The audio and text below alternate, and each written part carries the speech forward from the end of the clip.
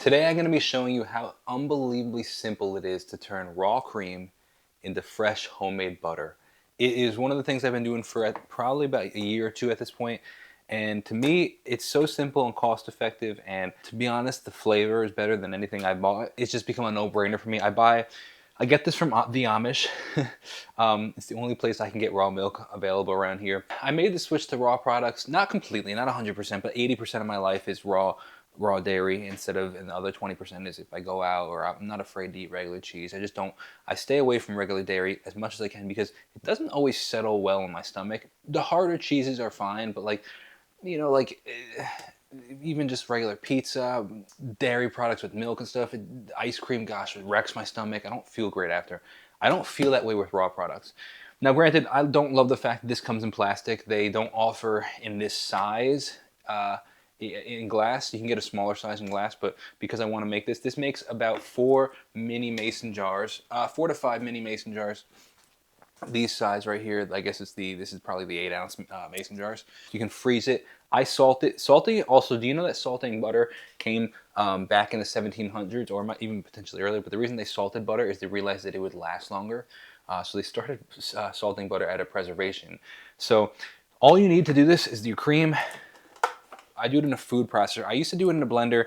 It's a bit more tedious. It's way easier to do in a food processor. And then a bowl to put it in to potentially strain it out. Because what's going to happen is the milk is going to separate from the buttermilk is going to separate from the fats, and you're going to have just left with solid butter outside of the cream. So you can grab a spatula or a wooden spoon. Honestly, I usually do a spatula, but I'm doing a wooden spoon today because you're going to press against the sides, and the spatula bends is a little more flexible than this wooden spoon. So I'm going to test it out to see if it actually presses a little better. But it's as simple as opening this up. It's one of those things you can pretty much set and forget. It might take 10-15 minutes, but most of it is passive 10-15 minutes. So you open this up. I want to get everything out of it. I like to save a bit of the cream just so that I could put it in eggs, or I can put it in different cooking products rather than just totally using all of it. So I'm going to make about 80 to 90% of it and just leave a bit.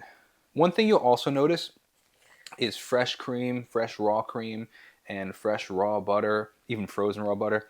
It's significantly more, and fresh mozzarella, it's significantly more yellow than regular pasteurized products.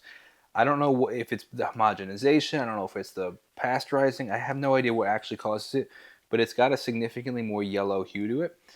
All the products, the cheeses, the creams, the milk is significantly more yellow. The way I believe God intended it to be. All right, so it's literally as simple as putting it in your food processor, and then throwing it on.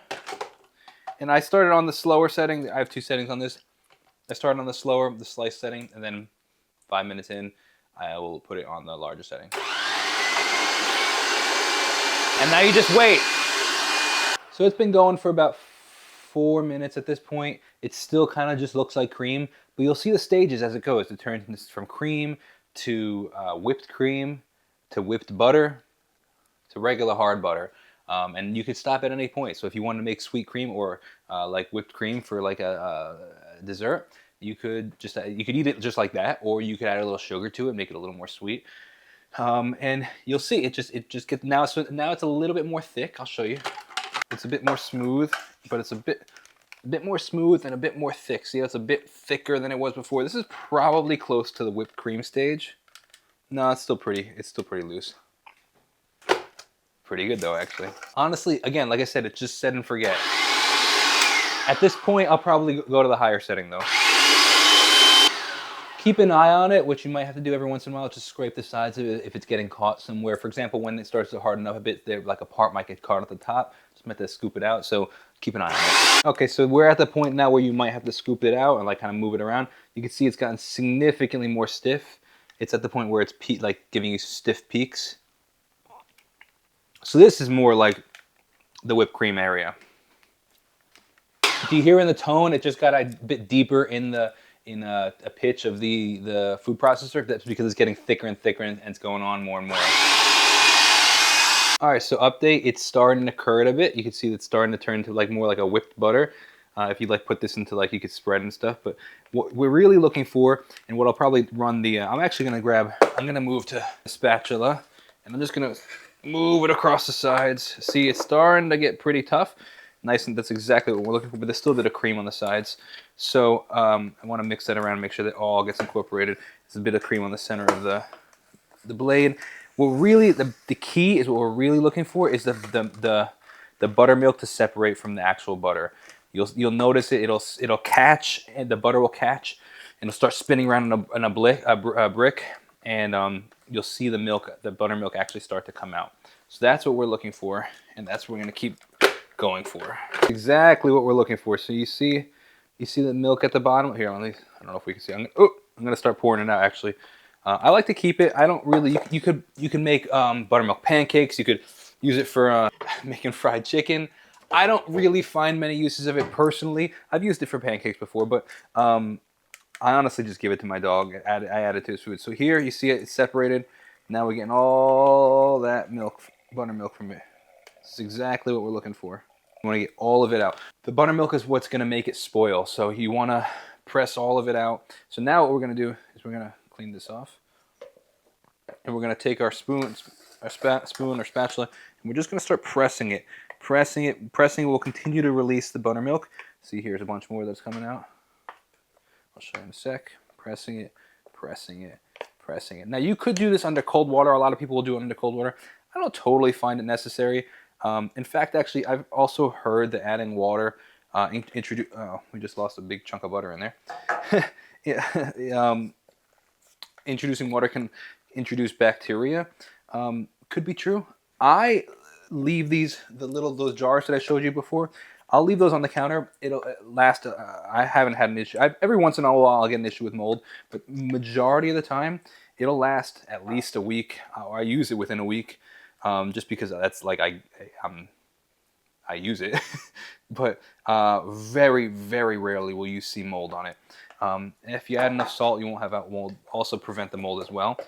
I like it very salty, just my preference. There's a lot of options out there too as well. Of like, you can make compound butter from this. You could add like lavender's really good in here, chives are really good here, rosemary's really good in here.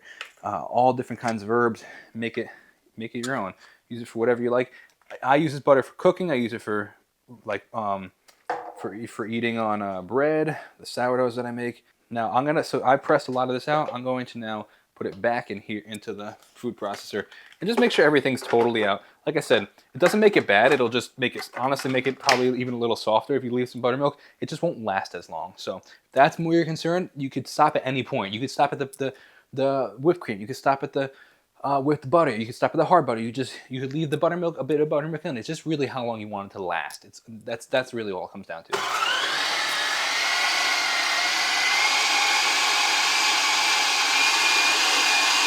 So this is what I was talking about before, how it'll start to bunch up. That's kind of what you're looking for. Now you know it's relatively ready. We're just going to continue to press it. Make sure all that buttermilk is out. Get everything out that you can. And what you'll also notice is after you put it in the containers at room temperature, it'll still continue to separate some buttermilk. You'll still continue to get some that'll come out. It'll be at the bottom of the jar. All you can do is just stick a fork down there, stick something down there to make some room, and I just pour it out just to make sure it doesn't, help it go bad. So it's really simple. There you have it. That is homemade raw milk butter. I'm going to add some salt to this. I'm going to, again, continue to press it just a little more. If you press it too much, it becomes too hard, and it's like, I don't particularly love that. Last thing to do before you package it and put it into your containers is adding salt. Again, I like mine very salty, so I'll add it into here, and then I'll mix it a bit with this, and then I'll taste it, and then I'll throw it in the food processor and make sure it's totally all incorporated. If it's too salty, if you make it too salty, you could just run it underwater. Again, we talked about water before, but that'll help if it's too salty. That last run just helps make sure that it's all mixed properly, and it's pretty salty this round. All right, let's see. So there you have it. That, my friends, is homemade butter. Very simple. 10, 15, 20-minute process again. Not totally all involved the whole time, but that's pretty salty. Probably more salt than I needed. I'm going to leave it. Just probably means I'll use less butter as I go along. You also get quite a good amount of buttermilk. So that's what we have. I'll take now, what I do is take these mason jars and then I just stuff them. And you can freeze them just like this in the mason jar.